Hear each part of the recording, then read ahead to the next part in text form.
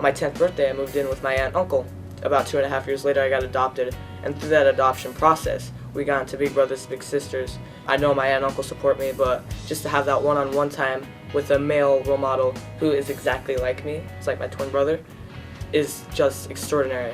The first time we'd met each other and we're hanging out, we're sitting there eating pizza, and in my head, I was like, I think I'm over my head. This was probably not the greatest idea in the world. I don't know what I actually have to offer now that I'm sitting here.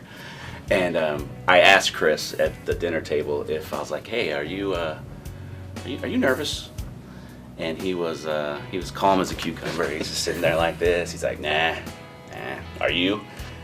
And I was like, no, of course I'm not nervous. Why would I be nervous? And I was just shaking in my boots. I just didn't have that person I could talk to. He's like that ace in the pocket. He's my bro.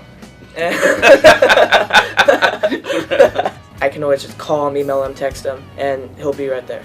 Growing up is a challenge, and I think there's probably even more challenges that Chris comes up against than what I would have faced. My first 10 years of my childhood were pretty tough. My mom was mentally sick, and I didn't have that positive male role model in my life. I learned a lot of bad habits. One of them was food and eating a lot. I remember when I was like 8 or 9 years old, I'd weigh 170, 180 pounds.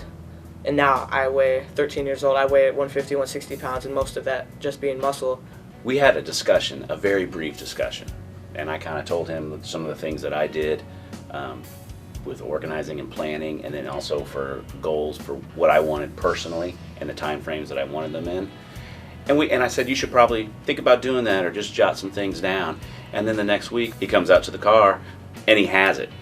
And it's all written down, and he's got 1, 2, 3, 4, 5, 6, 10 things. And I was really blown away. Without him, I don't think I would have ever done wrestling. I wouldn't even be doing track right now. I have a list of goals that I keep for football and for school. I don't think I would have those. I think goals are really important in life because you have a direction of where you're going. My dream and my goal is to be successful in the NFL, and I hope Clint can, in a sense, be a motivator and probably a personal athletic trainer. Big Brothers Big Sisters makes me feel happy, more confident.